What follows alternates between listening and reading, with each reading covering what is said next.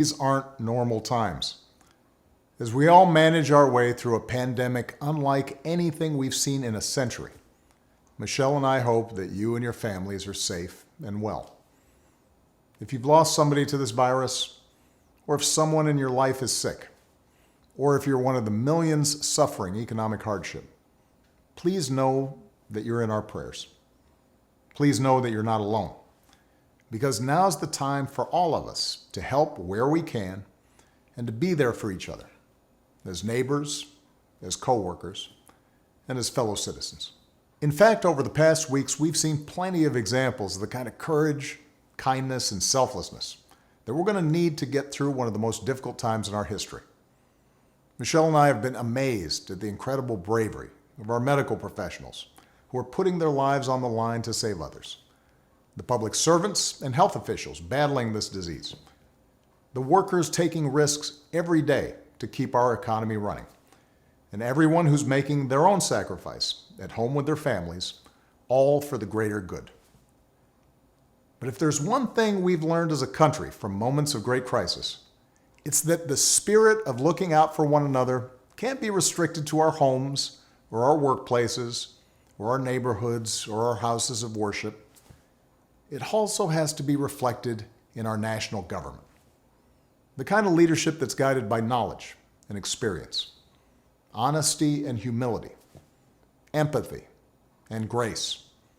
That kind of leadership doesn't just belong in our state capitals and mayor's offices. It belongs in the White House. And that's why I'm so proud to endorse Joe Biden for President of the United States. Choosing Joe to be my vice president was one of the best decisions I ever made, and he became a close friend. And I believe Joe has all the qualities we need in a president right now. He's someone whose own life has taught him how to persevere, how to bounce back when you've been knocked down. When Joe talks with parents who've lost their jobs, we hear the son of a man who once knew the pain of having to tell his children that he'd lost his. When Joe talks about opportunity for our kids, we hear the young father who took the train home each night so he could tuck his children into bed. And we hear the influence of Jill, a lifelong teacher. When Joe talks to families who've lost a hero, we hear another parent of an American veteran, a kindred spirit, somebody whose faith has endured the hardest loss there is. That's Joe. Through all his trials, he's never once forgotten the values or the moral fiber that his parents passed on to him and that made him who he is. That's what steels his faith in God, in America, and in all of us. That steel made him an incredible partner when I needed one the most. Joe was there as we rebuilt from the Great Recession and rescued the American auto industry. He was the one asking what every policy would do for the middle class and everyone striving to get into the middle class. That's why I asked him to implement the Recovery Act, which saved millions of jobs and got people back on their feet. Because Joe gets stuff done. Joe helped me manage H1N1 and prevent the Ebola epidemic from becoming the type of pandemic we're seeing now. He helped me restore America's standing and leadership in the world on the other threats of our time, like nuclear proliferation and climate change. Joe has the character and the experience to guide us through one of our darkest times and heal us through a long recovery.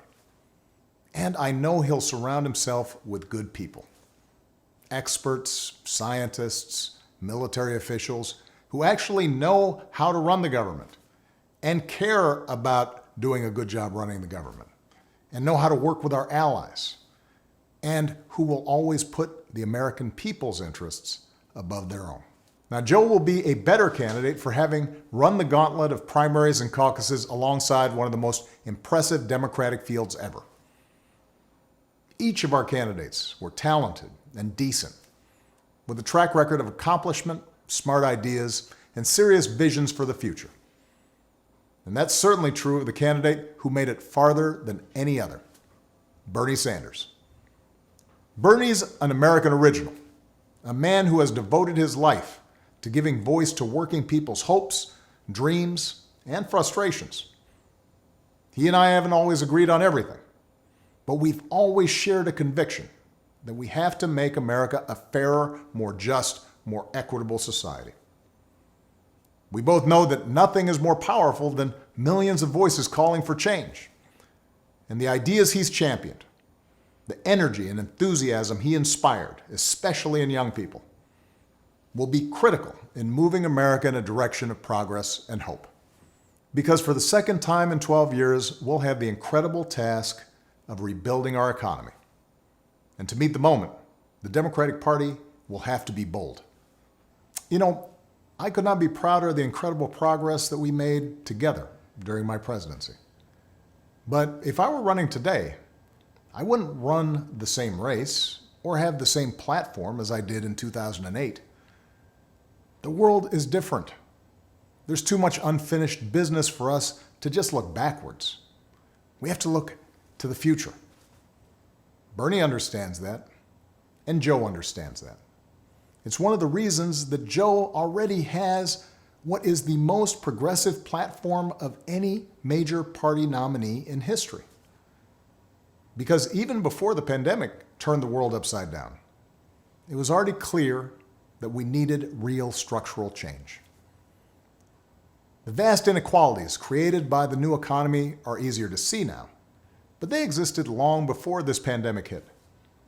Health professionals, teachers, delivery drivers, grocery clerks, cleaners, the people who truly make our economy run, they've always been essential.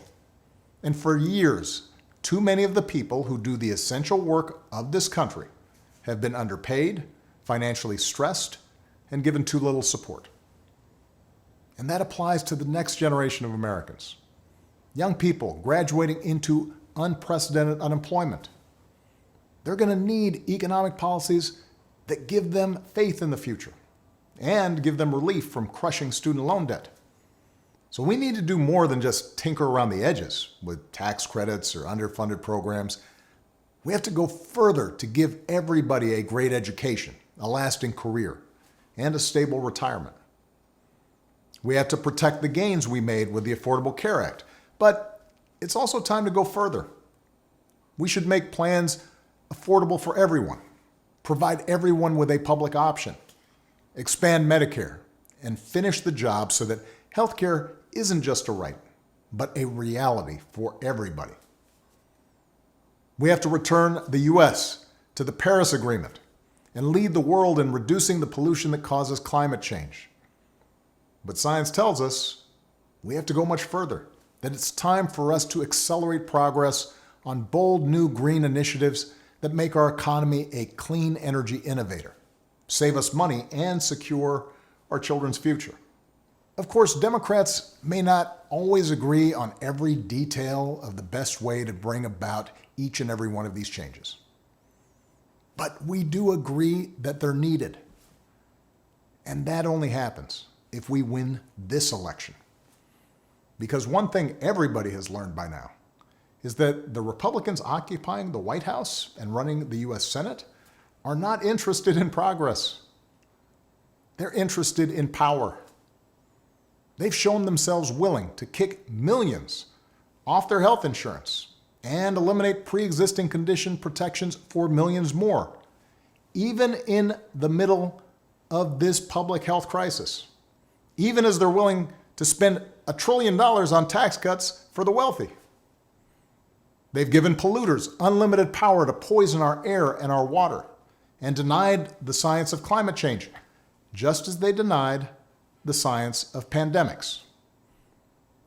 Repeatedly, they've disregarded American principles of rule of law and voting rights and transparency, basic norms that previous administrations observed regardless of party, principles that are the bedrock of our democracy. So our country's future hangs on this election, and it won't be easy. The other side has a massive war chest. The other side has a propaganda network with little regard for the truth. On the other hand, pandemics have a way of cutting through a lot of noise and spin to remind us of what is real and what is important. This crisis has reminded us that government matters. It's reminded us that good government matters, that facts and science matter, that the rule of law matters, that having leaders who are informed and honest and seek to bring people together rather than drive them apart, those kind of leaders matter. In other words, elections matter. Right now, we need Americans of goodwill to unite in a great awakening against a politics that too often has been characterized by corruption, carelessness, self-dealing, disinformation, ignorance, and just plain meanness. And to change that, we need Americans of all political stripes to get involved in our politics and our public life like never before. For those of us who believe in building a more just, more generous, more democratic America, where everybody has a fair shot at opportunity, for those of us who believe in a government that cares about the many and not just the few, for those of us who love this country and are willing to do our part to make sure it lives up to its highest ideals, now's the time to fight for what we believe in. So join us. Join Joe. Go to joebiden.com right now. Make a plan for how you are going to get involved. Keep taking care of yourself and your families and each other. Keep believing in the possibilities of a better world, and I will see you on the campaign trail as soon as I can. Thanks.